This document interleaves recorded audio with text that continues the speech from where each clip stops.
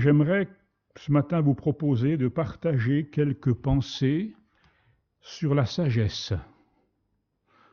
Voilà, pour tout dire, c'est quelque chose qui est sur mon cœur depuis quelques semaines déjà et qui est avec beaucoup d'insistance. Vous savez, on prie, on cherche, on dit ça, peut-être pas, autre chose, et à chaque fois, voilà, mon cœur revenait sur cette pensée. Donc, avec son secours et sa grâce, eh bien, nous allons partager quelques pensées sur la sagesse. Ce ne sera pas un cours de philosophie, j'en suis parfaitement incapable.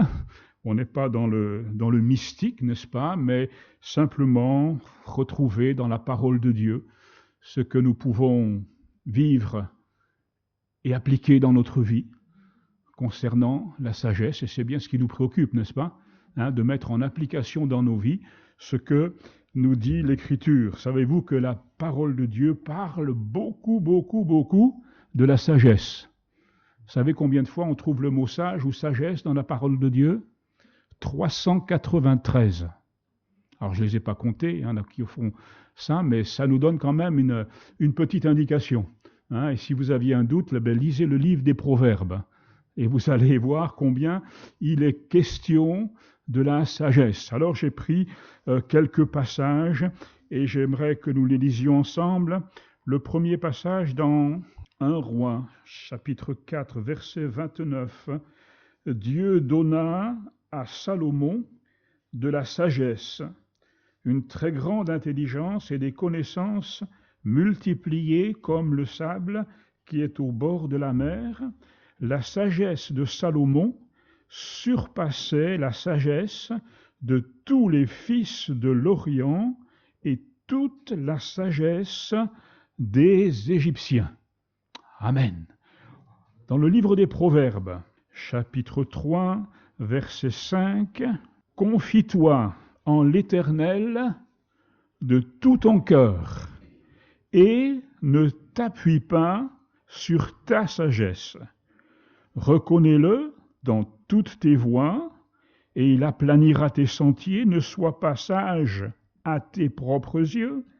Crains l'Éternel et détourne-toi du mal. » Amen. Et puis un dernier verset dans l'épître de Jacques, cette fois-ci, chapitre 3, verset 17. « La sagesse d'en haut est premièrement pure, ensuite pacifique, modérée, conciliante, pleine de miséricorde et de bons fruits, exempte de duplicité et d'hypocrisie. » Amen.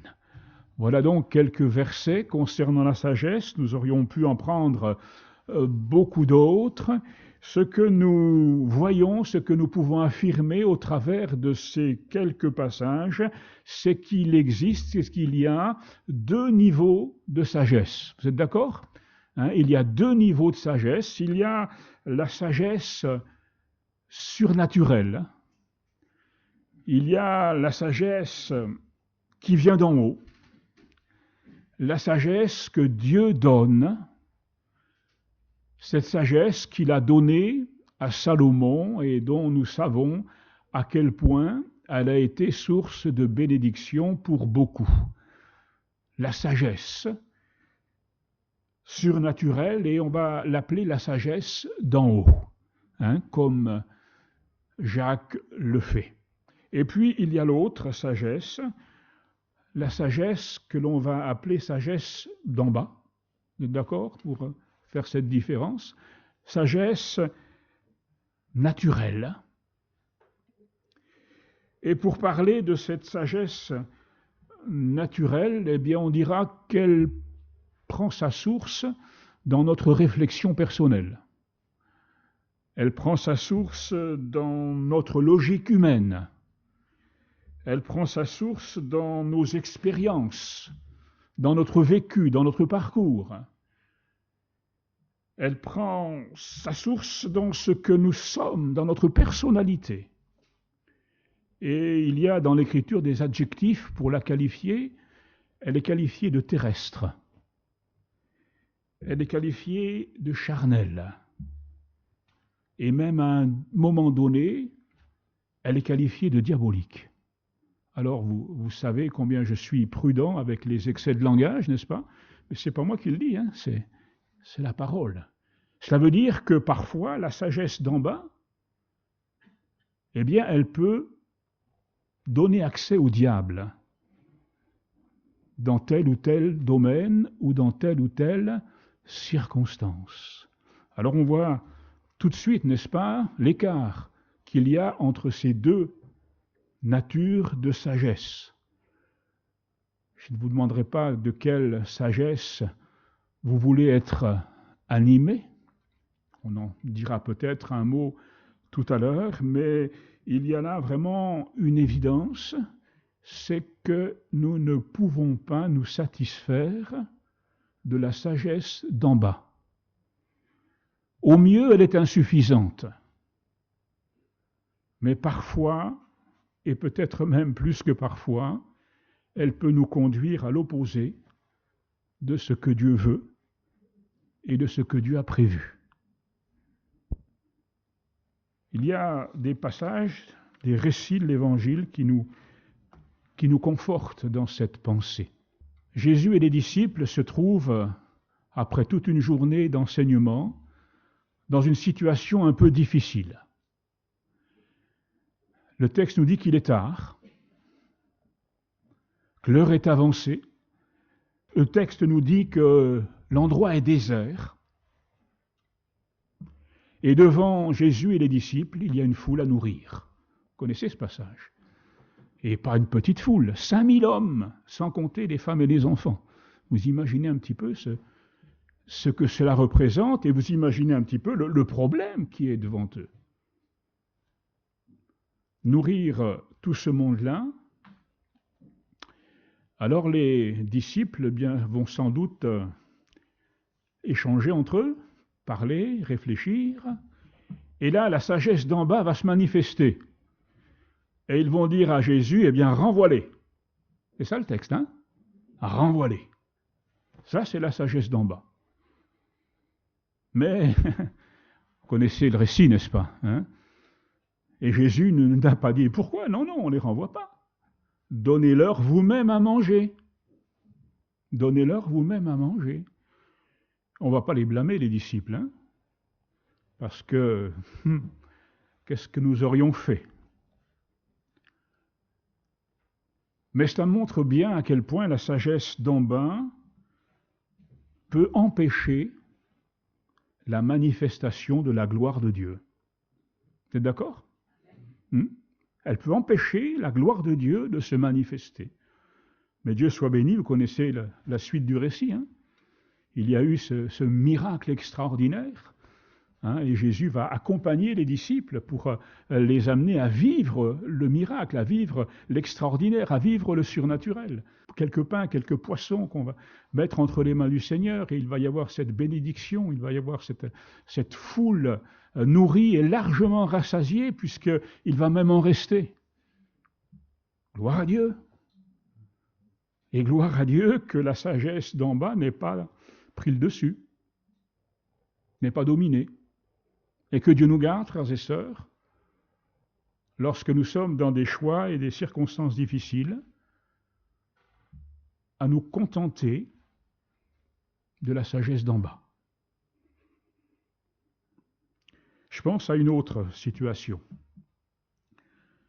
Jésus est assis dans le temple et il enseigne le peuple qui est là. Et il y a un groupe qui va entrer, qui va s'approcher de Jésus. Et dans ce groupe, il y a des scribes, il y a des pharisiens, et puis il y a une pauvre femme qui vient d'être surprise en flagrant délit d'adultère.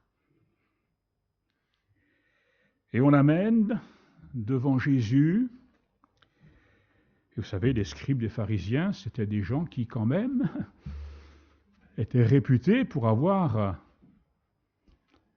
une certaine sagesse, on va dire. Et il n'y a pas photo, cette femme est coupable, puisqu'elle était prise en flagrant délit. Il n'y a pas à discuter sur sa culpabilité. Et donc, ces scribes, ces pharisiens, que vont-ils dire? Eh bien, c'est encore la sagesse d'en bas qui va se manifester. Il est écrit dans la loi de Moïse, cette femme doit être lapidée. Heureusement, cette sagesse-là n'a pas dominé encore une fois. Vous connaissez la suite du récit. Vous connaissez tout ce que Jésus a fait pour interpeller ces scribes et ces pharisiens. Et l'issue de cette rencontre va être extraordinaire, non? Cette femme coupable, prise en flagrant délit d'adultère, qui devait être là sur le champ lapidée, eh bien, elle va être pardonnée et elle va être remise en route. D'accord? Parce que dans la grâce de Dieu, il y a surtout la nécessité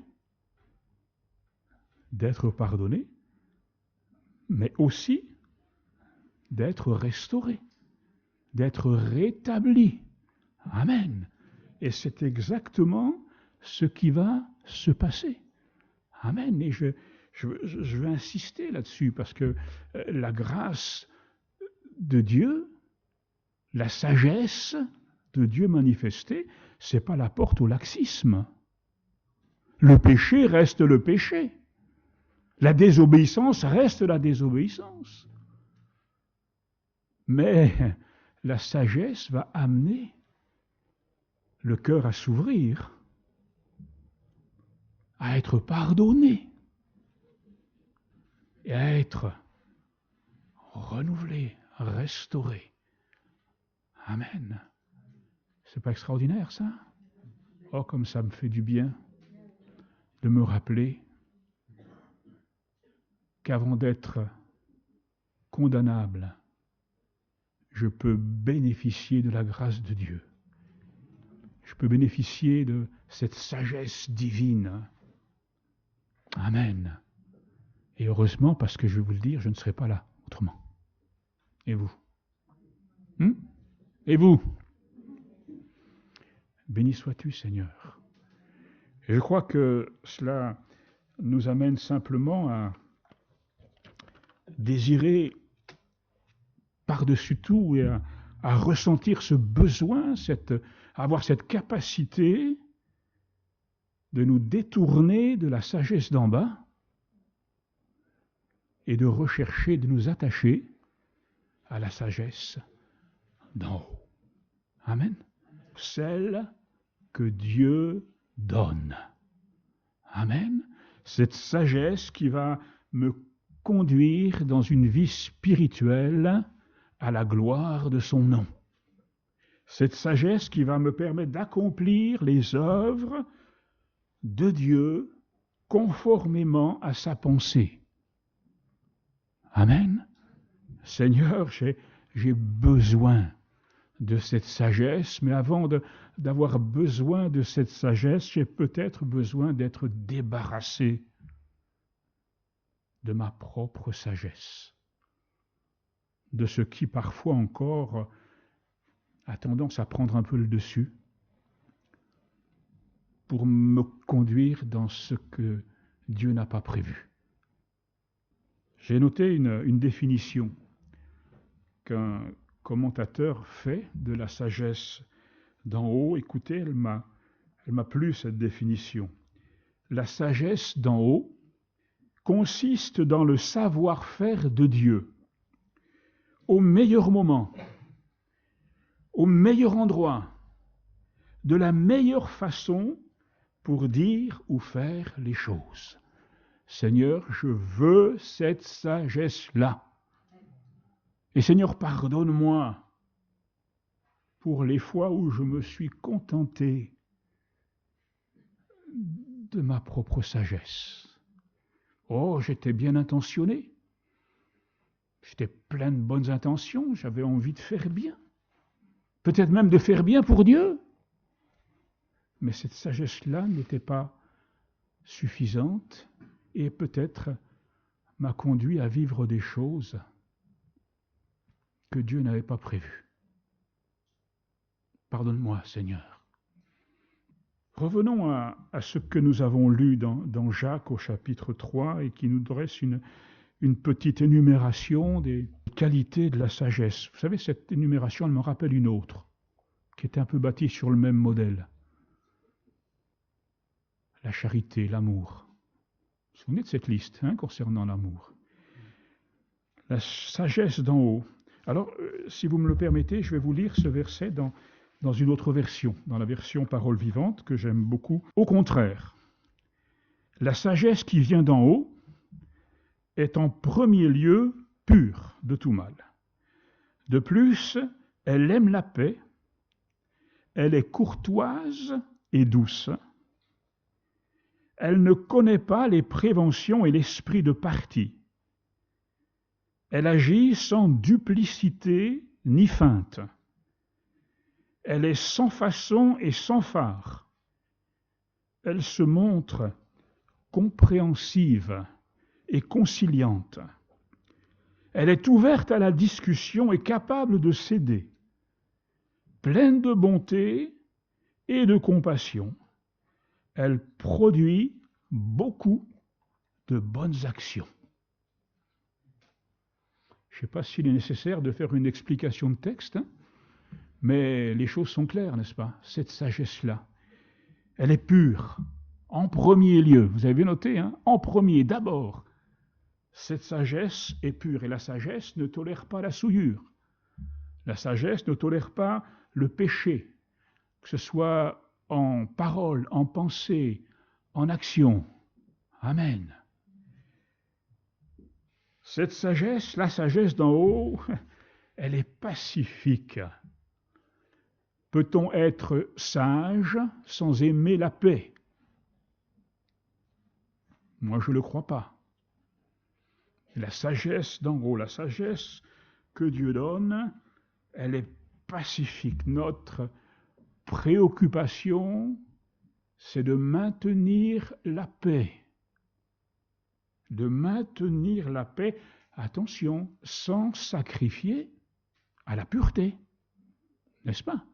Et il ne s'agit pas, pour maintenir la paix, d'accepter tout et n'importe quoi. Non. Mais il y a dans le cœur de l'homme, de la femme sage, ce désir de voir la paix s'installer et perdurer. Amen. Et cela va dicter son comportement. Souvenez-vous, le savoir-faire de Dieu. Pour dire les choses comme il faut, quand il faut, au moment où il faut. Seigneur, je veux être sage de cette manière-là. La sagesse, elle est modérée, elle respecte l'autre. Elle respecte ses sentiments. Elle est pleine de douceur, pleine de bon sens. La sagesse d'en haut. La sagesse d'en haut, elle est conciliante. Être conciliant, ça ne veut pas dire de dire blanc quand c'est noir et de dire noir quand c'est blanc. C'est pas ça, être conciliant. N'est-ce pas? Mais être conciliant, c'est d'avoir un cœur qui est à l'action, en œuvre, pour amener à la vérité. Amen. Ensuite, il est question de miséricorde. Mon frère, ma sœur, si Dieu n'avait pas usé à notre égard de miséricorde, où serions-nous? Où serais-je? Mais Dieu soit béni pour sa miséricorde qui dure à toujours. Amen. Gloire à Dieu. Quelquefois, vous savez, on est tellement installé dans notre statut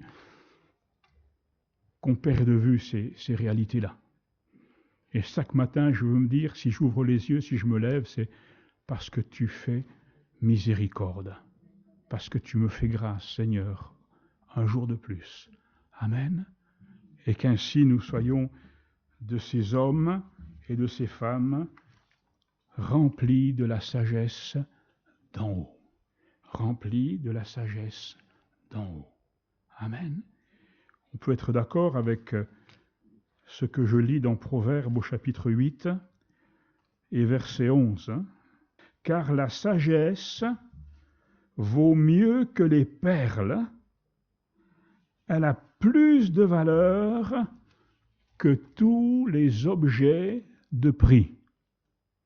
Vous avez des perles de valeur chez vous? Vous avez quelques lingots cachés sous le matelas? Ah. Quelles que soient les richesses que nous pouvons avoir et dont nous pouvons disposer, quelles que soient les perles dont nous pouvons jouir, eh bien, aucune de ces perles, aucune de ces choses, aucune de ces richesses ne surpasse la sagesse d'en haut, celle que Dieu veut me donner. Amen. Que son nom soit béni. Oui, nous en avons besoin. Moi, j'en ai besoin, frères et sœurs. Et combien de fois je peux penser à ces moments où j'en ai manqué. Je ne parle pas pour vous, vous n'en avez jamais manqué, vous. Hein? Seigneur, merci pour ta grâce et merci de m'aider, n'est-ce pas? Allez, toujours plus loin. J'ai noté quelques petites choses parce que je me dis que cette sagesse que Dieu veut nous donner, eh bien, elle nous est nécessaire, ne serait-ce que pour faire ce que Dieu nous demande de faire. Lorsque je lis dans les Hébreux, rechercher la paix avec tous. De quelle sagesse est-ce que j'ai besoin? Est-ce que j'ai besoin de ma logique? Est-ce que j'ai besoin de toutes mes expériences passées? Je ne méprise pas, je ne néglige pas les expériences passées. Mais pour rechercher la paix avec tous, Seigneur, j'ai besoin de la sagesse d'en haut. Parce que, tous, c'est tous. J'insiste ou pas? Oui, avec quelques-uns, c'est presque une évidence, la paix. Ils sont tellement ressemblants de ce que je voudrais qu'ils soient. Mais pour d'autres, c'est un petit peu plus compliqué. Et pour vivre ce que tu me demandes, Seigneur, pour rechercher, parce qu'il y a une action à mener. Quand je recherche, c'est que je ne me satisfais pas de ce qui est en cours. Et je vais chercher, rechercher la paix avec tous. Que les conflits soient réglés, que ce qui nous sépare soit effacé, que ce qui nous divise n'existe plus. Oh, oui, j'ai besoin de la sagesse d'en haut. Non, j'ai besoin de la sagesse d'en haut. Amen. Quand je lis dans les Colossiens, conduisez-vous avec sagesse avec ceux du dehors. De quelle sagesse est-il question? Ceux du dehors. Qui c'est? C'est peut-être dans ma maison. Un conjoint, une conjointe, des enfants. Ce sont ceux du dehors. C'est peut-être mon voisin. Mon collègue de travail. Ce sont ceux-là, ceux du dehors. Et Dieu me dit de me conduire avec sagesse. Parce que l'objectif, c'est quoi? C'est pas de dire moi j'ai raison et toi t'as tort. L'objectif, c'est d'amener l'autre à réfléchir sur ce que Dieu veut pour lui. On est d'accord, n'est-ce pas? Amen. Et combien j'ai besoin de la sagesse d'en haut, Seigneur. Combien j'ai besoin de la sagesse d'en haut. Amen.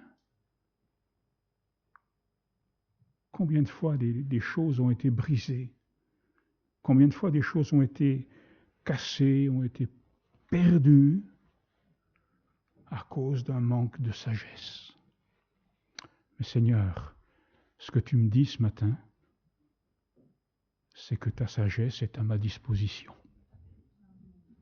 Hein? C'est ça. Et puis le troisième pensée que j'ai eue, oui, je me dis que j'ai besoin aussi de la sagesse d'en haut, c'est quand je lis dans la première épître de Jean que Dieu ne se contente pas que j'aime en parole, mais qu'il me faut aimer en action et avec vérité. Eh bien, pour cela, frères et sœurs, moi j'ai besoin de la sagesse d'en haut. Parce que s'aimer, c'est pas avoir juste le cœur qui fait boum boum, hein, et des petites étoiles dans les yeux. Hein. C'est bon ça. Hein. C'est bon, non, quand le cœur fait boum boum.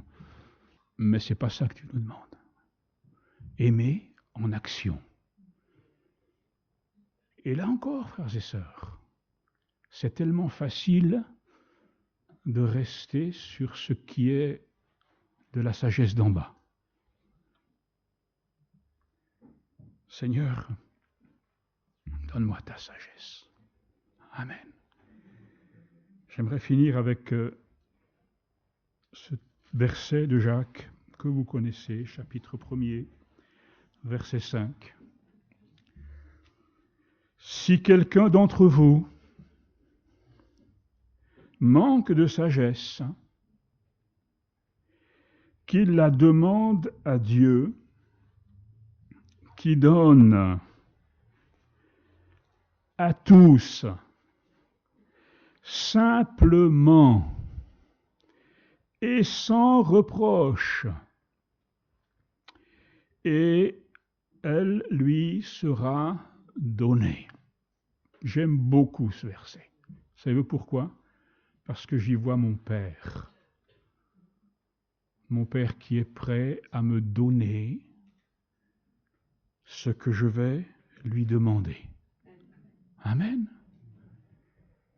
Si je demande à Dieu, eh bien, il va donner. Les hommes sont plus habitués à vendre qu'à donner. Mais Dieu donne. À qui il donne? Eh bien, il donne à tous. Il n'y a pas un questionnaire de 3 pages à remplir pour obtenir de Dieu quelque chose. On demande. On demande et Dieu donne. Et Dieu donne simplement. Quelquefois, les hommes, lorsqu'ils vous donnent quelque chose, ils convoquent la télévision, la presse et tout le monde pour que tout le monde sache bien. Voilà. Non, Dieu ne donne pas comme ça, lui. Simplement. Et puis, sans reproche. Et je crois que ça ne peut que nous encourager à demander. Le fait que Dieu donne à tous, le fait que Dieu donne sans reproche. Amen. Et elle lui sera donnée.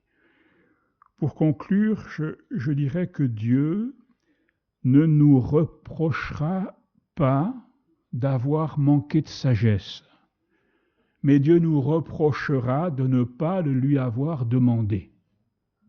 Vous êtes d'accord avec ça? Voilà ce que Dieu pourrait nous reprocher. Parce qu'il sait ce que nous sommes, il sait de quoi nous sommes faits, il connaît notre parcours, il connaît nos convictions. Alors, vous savez, quelquefois, sous prétexte de conviction, on est prêt à faire n'importe quelle bêtise. Voilà, j'ai entendu l'expression un jour qu'il me fallait avoir du courage spirituel. Je ne commente pas, mais moi j'ai besoin, non pas de courage spirituel, mais j'ai besoin de la sagesse d'en haut. Amen. Cette sagesse d'en haut qui va me permettre de vivre ce que Dieu veut que je vive. Cette sagesse d'en haut qui va me permettre d'ouvrir la porte du pardon, de l'amour, du redressement. Cette sagesse d'en haut qui va m'amener à vivre le miraculeux. Amen. Je pense à une autre expérience de l'Évangile. Un jour, Pierre était dans la barque. Vous vous souvenez? Et le Seigneur lui a dit, voilà, jette le filet de ce côté. Et Pierre lui dit, mais oh Seigneur, j'ai pêché toute la nuit et j'ai rien pris. Il n'y a pas de poisson ici. Sagesse d'en bas. Mais sur ta parole, alléluia, sur ta parole, je jetterai le filet et vous connaissez le résultat, n'est-ce pas? Amen, gloire à Dieu. Seigneur, j'ai besoin de la sagesse d'en haut. Seigneur, l'Église, dans son ensemble, a besoin de la sagesse d'en haut. Pas toujours facile de confesser qu'on manque de quelque chose. Mais lorsque nous le confessons et lorsque nous nous attendons à Dieu pour recevoir ce qui nous manque, alors nous recevons. Il donne à tous, il donne simplement, et il donne sans reproche. Amen. On prie ensemble. Te remercions pour ce quelques partages de ta parole. Et je veux te bénir pour le Père que j'ai en toi. Pour ce Père qui donne, simplement, sans reproche, à celui qui demande. Et Seigneur, lorsque je réalise ce que je suis, lorsque je réalise toutes les limites de ma nature, lorsque je réalise parfois le poids de mes certitudes, je réalise aussi que j'ai besoin de laisser de côté cette sagesse-là pour m'attacher, rechercher, te demander la tienne. Seigneur, nous le savons, l'évolution de la société nous amène et va nous amener de plus en plus à vivre des situations compliquées. Et dans ces situations, si je veux savoir ce que dit ta parole, je veux aussi recevoir de toi la sagesse pour conduire les choses, ton savoir-faire, Seigneur, au bon moment, au bon endroit, pour dire et agir comme tu le fais, comme tu le ferais. Seigneur, nous te demandons ton aide, ton secours, et nous avons cette tranquille assurance que nous allons recevoir de toi, simplement. Merci, Seigneur, pour ce que tu as prévu pour chacune de nos vies. Merci ce que tu as prévu pour cette belle église du Gers, Seigneur, et nous te louons pour ton plan. Tu as un avenir, tu as une espérance, Seigneur, et nous voulons nous attacher à ces promesses. Au nom de Jésus, Amen.